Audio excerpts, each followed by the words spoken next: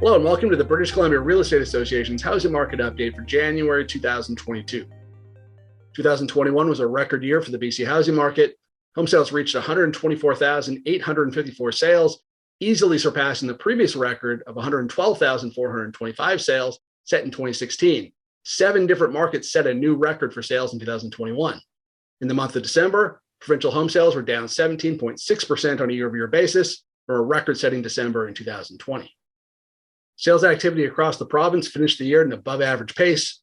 However, listings activity could not keep up with demand throughout the year. As a result, we will start 2022 at the lowest level of active listings on record. There were just over 12,000 total listings in the province at the end of the year, down 41% from 1 year ago. With listings at a record low, market conditions around the province are severely strained. The provincial sales to active listings ratio was at 56% in December for the province as a whole, or just under 2 months of supply. However, markets like the Fraser Valley, Victoria, and Chilliwack, there's essentially 1 month or less of supply at the current pace of sales. However, there may be considerable variation across markets, so contact your local realtor to identify market conditions in your area. Given extreme market conditions, the MLS average price for the province was up 22.7% year over year in December and passed the $1 million mark for the first time.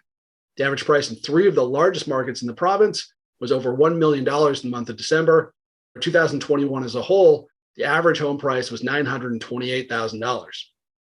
The MLS Home Price Composite Index, which measures the price of a typical home and is not susceptible to changes in the product mix of sales, showed considerable momentum to end the year.